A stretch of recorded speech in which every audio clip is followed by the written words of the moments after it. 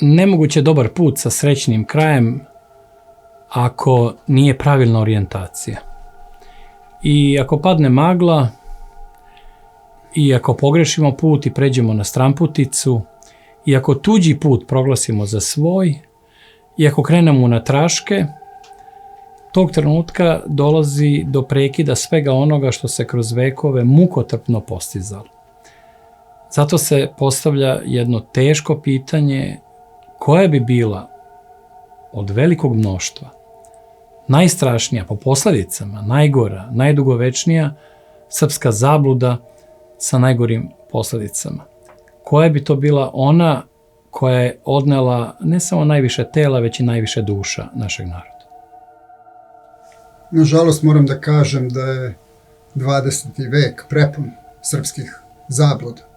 Od toga da likvidacijom kraljevskog para Obrenovića, da će na taj način Srbija postići neki napredak i da će od toga Srbija imati koristi, a imala je samo štete.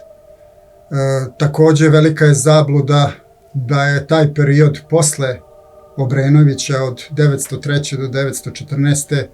bilo nekakvo vreme slobode i prosperiteta, demokratije, ljudskih prava, a pokazalo se da je taj put bio zapravo stramputica koja nas je odvela 1914. godine direktno u propast i stradanje.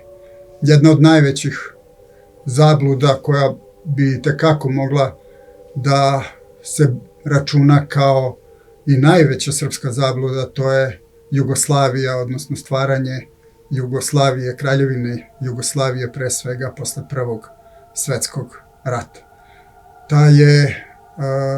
To stvaranje Jugoslavije ne samo napuštanje srpskog nacionalnog puta i polazak nekakvom stramputicom kojom se srpski narod nije mogao kretati.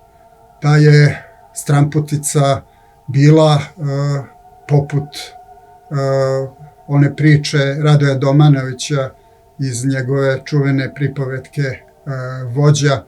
To je kada srpska elita zapravo vodi srpski narod potpunom stramputicom i nažalost u propast.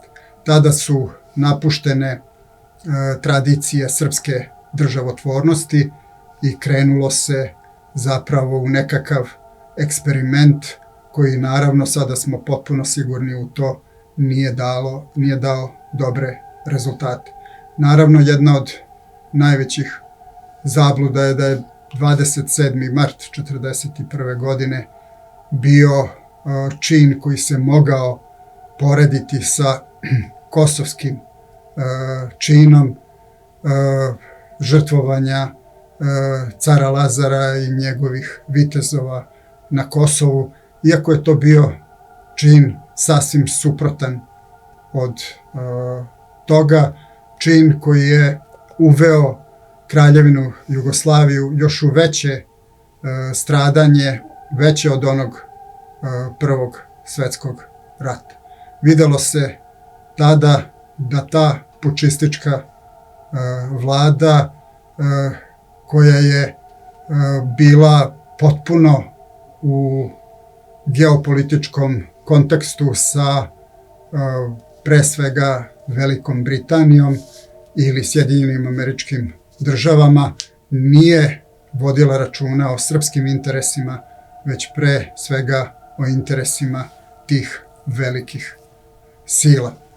Naravno, velika zabluda je bio i komunizam posle 1945. koji je doneo veliko stradanje i diktaturu, jedno opšte rasrbljavanje, ali ovog puta putem komunističkog jugoslovenstva, puta koji je doneo Srbiji umesto ujedinjenja potpuno rasparčavanje srpskog nacionalnog tela i na tom telu stvaranje pod pritiskom komunista, nekih novih izmišljenih veštačkih nacija. Naravno, zabluda je bila da kada propadne komunizam 1991. Da će Zapad Srbiju, odnosno Jugoslaviju dočekati raširenih ruku, a niko nije izgleda primetio da u tom zapadnom poretku za Srbe nema mesta i da će biti optuženi ili biti izabrani da budu optuženi za sva zla onog sveta, odnosno za sva zla učinjena tokom raspada bivše Jugoslavije. I kada sve to stavimo na jedno mesto, nije uopšte lako aktuelnoj političkoj eliti da sve to ispravi, popravi i vrati Srbiju na onaj kolosek pre 1903. godine i ponovo kroz ujedinjenje srpskog sveta formira srpsku državu uglednu, poštovanu i prihvaćena u novom poretku koji se stvara.